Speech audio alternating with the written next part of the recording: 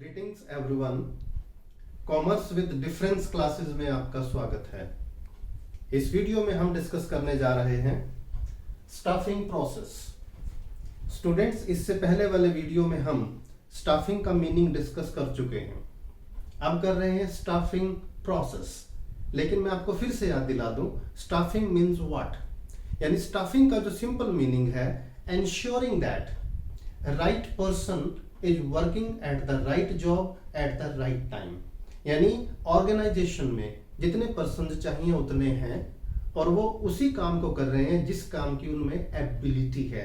यानी इस तरह से हमारे पास राइट नंबर ऑफ पर्सन हैं and they are being placed at the right place. अब क्या है प्रोसेस? Staffing process. प्रोसेस का मतलब होता है कि स्टाफिंग जो हमारा एक फंक्शन है, यह फंक्शन कौन कौन से स्टेप्स हमें फॉलो करने होंगे जिससे ये पूरा फंक्शन कंप्लीट होगा। मैनेजमेंट का जो स्टाफिंग फंक्शन है, तो इसके स्टाफिंग प्रोसेस के मेन हेडिंग्स देखिएगा students. Estimating the man power requirements, recruitment, selection, placement and orientation, training and development, performance appraisal, promotion and career planning, compensation. 8 points हैं staffing process के students.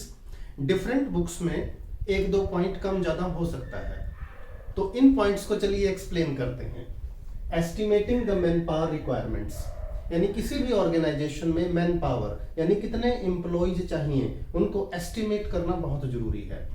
और इसके लिए स्टूडेंट्स 2 तरह के एनालिसिस करते हैं हम, workload analysis and workforce analysis. ध्यान से देखिएगा, वर्कलोड एनालिसिस क्या है? हमें यह देखना है कि number and type of employees यानी human resource required to complete the different tasks या all the tasks in the organization. यानी ऑर्गेनाइजेशन में जितनी भी एक्टिविटी और टास्क हैं उनको करने के लिए कितने और किस तरह के पर्सन्स यानी किस तरह के एम्प्लॉइज हमें चाहिए। सेकंड है वर्कफोर्स एनालिसिस।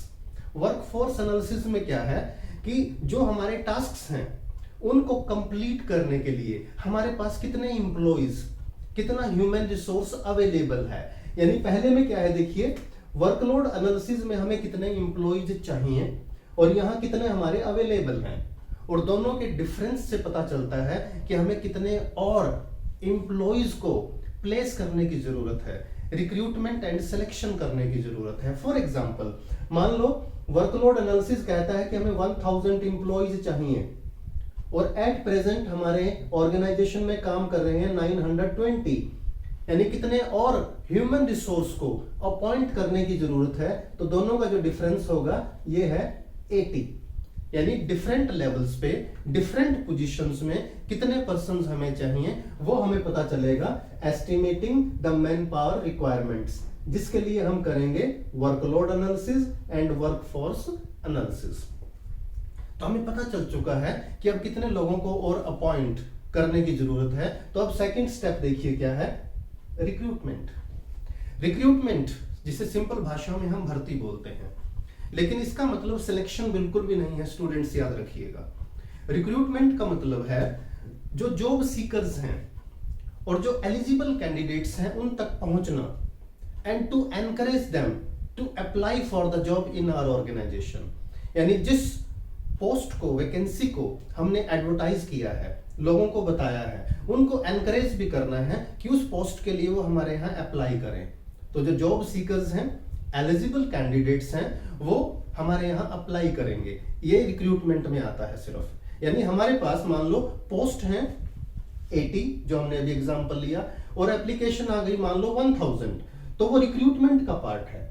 रिक्रूटमेंट में हमें 1000 एप्लीकेशंस मिली हैं। नेक्स्ट है देखिए सिलेक्शन। सिलेक्शन भी अपने आप में एक कंप्लीट प्रोसेस है स्टूडेंट्स, याद रखना। सिलेक्शन में डिफरेंट स्टेप्स होते हैं जिनके थ्रू जो हमारे पास एप्लीकेंट्स थे, यानी जिन्होंने हमारे यहाँ रिक्रूटमेंट में अप्लाई किया था, अब हम क्या करेंगे, सिलेक्शन प्रोसेस के थ्रू डिफरेंट टेस्ट्स कंडक्ट करके, डिफरेंट स्टेप्स को फॉलो करके जो एलिजिबल कैंडिडेट्स हैं उनको फाइंड करेंगे और उनका फाइनली सिलेक्शन किया जाएगा and they will be asked to join in the organisation. तो ये हमारा सिलेक्शन स्टेप है। तो 3 स्टेप हो चुके स्टूडेंट्स। पहले हमने एस्टिमेट किया, फिर रिक्रूटमेंट किया और फिर हमने फाइनली एलिजिबल कैंडिडेट्स को सिलेक्ट किया। इसके बाद देखिए क्या है, प्लेसमेंट एंड ओरिएंटेशन। प्लेसमेंट का मतलब है जिन कैंडिडेट्स को हमने सिलेक्ट किया था, they are asked to join the organisation. उनको बोला जाता है कि आप आइए और ऑर्गेनाइजेशन को ज्वाइन कीजिए, और जहां उनका काम है वहां उनको उस पर्टिकुलर टास्क पे, उस पर्टिकुलर पोजीशन में और स्थान पर प्लेस कर दिया जाता है, उनको ज्वाइन करा दिया जाता है। ओरिएंटेशन समझिए बेटा क्या है। ओरिएंटेशन का मतलब है to keep them aware about policies, objectives of the organization and different amenities, facilities available of in the organization। यानी जो एम्प्लॉइज हमने सेलेक्ट किए हैं, जिनको प्लेस किया है, उनको ऑर्गेनाइजेशन के बारे में सब कुछ बताना। To tell them who is your boss, who is your subordinate, to tell them about different facilities available in the organisation, to inform them about the policies of the organisation. तो ये था हमारा प्लेसमेंट एंड ओरिएंटेशन। इसके बाद है training and development. ये दो terms हैं, स्टूडेंट्स अलग अलग याद रखिएगा। ट्रेनिंग क्या है, जिस कैंडिडेट को हमने सेलेक्ट किया और हम प्लेस करने जा रहे हैं उसके काम पर, अगर उसको हमें लगता है कि उसे कुछ सिखाने की जरूरत है, तो उसके लिए ट्रेनिंग, यानी training is a process of imparting knowledge and skill to the selected candidates, ताकि उनको हमारे ऑर्गेनाइजेशन में वो काम और बेहतर तरीके से करना आ जाए। डेवलपमेंट क्या है? ट्रेनिंग जो है नॉर्मली हम न्यू कैंडिडेट्स के लिए लेते हैं, या जब कोई टेक्नोलॉजी में चेंज हो तो लोगों को वो काम सिखाया जाता है, उनकी नॉलेज और स्किल अपग्रेड करने के लिए होता है। और डेवलपमेंट एक कॉन्टिन्यूअस प्रोसेस है। डेवलपमेंट में क्या है, overall personality, overall skill and knowledge of the candidate is upgraded so that they feel comfortable in the organization। वो ऑर्गेनाइजेशन से कनेक्टेड फील करें और फील करें कि उनका कहीं ना कहीं डेवलप हो रहे हैं, वो ग्रो हो रहे हैं, उनकी ग्रोथ हो रही है ऑर्गेनाइजेशन में। तो देखिए स्टूडेंट्स, हम लोग अभी तक 5 पॉइंट कर चुके हैं। अब 6th पॉइंट क्या है, देखिए परफॉर्मेंस अप्रेजल। ये क्या है, evaluating the task performed by the employees.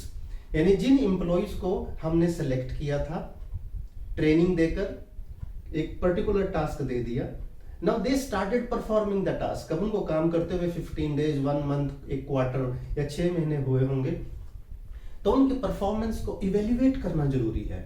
इसके लिए होता है परफॉर्मेंस अप्रेजल, कि उनको जो टास्क दिया गया था उस टास्क को वो एज एक्सपेक्टेड, हमारी एक्सपेक्टेशन के अकॉर्डिंगली या गिवन टास्क और गिवन ऑब्जेक्टिव के अकॉर्डिंगली परफॉर्म कर रहे हैं या नहीं। तो परफॉर्मेंस अप्रेजल भी बहुत जरूरी है। इसका पर्पस क्या है, देखिए, if they are doing properly तो हम उनको सपोर्ट करेंगे कि well done, keep doing the good work. अगर कहीं काम में कमी है या वो काम को नहीं समझ पाए हैं हमारे ऑर्गेनाइजेशन में, तो हम उनको फिर से ट्रेनिंग देंगे, जहां जरूरत होगी उस तरह की उनको सपोर्ट देंगे। इसके बाद देखिए 7th पॉइंट है प्रमोशन एंड करियर प्लानिंग। ये भी स्टाफिंग का एक पार्ट है अपने आप में, कि जो एम्प्लॉय आपके ऑर्गेनाइजेशन में आया है और जिन एम्प्लॉइज में पोटेंशियल है, पोटेंशियल का मतलब है जो वो अपना काम कर रहे हैं वो तो बेहतर तरीके से कर ही रहे हैं, उसके अलावा और दूसरे कामों की भी उनमें करने की इच्छा है, ईगरनेस है, एक पोटेंशियल है, उसको आइडेंटिफाई करना। अगर ऐसा है, डेवलपमेंट के थ्रू उनकी नॉलेज बढ़ाना और जरूरत पड़ने पर उनको प्रमोट कर देना। प्रमोट का मतलब होता है एक पर्सन की एडवांसमेंट, यानी उसको हायर लेवल पे, जहां उसकी रिस्पॉन्सिबिलिटी ज्यादा हो, अथॉरिटी ज्यादा हो, इंसेंटिव ज्यादा हो, उस पोजीशन पे पहुंचाना। This is called promotion. और प्रमोशन भी एक तरह की डायरेक्ट एंड इनडायरेक्ट इंसेंटिव है एम्प्लॉइज के लिए, जिससे वो बेहतर तरीके से काम कर पाते हैं। इसके बाद है career planning. Career planning is very important.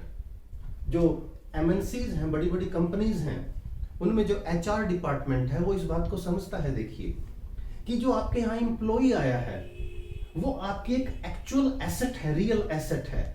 वो अपना करियर बनाना चाहता है।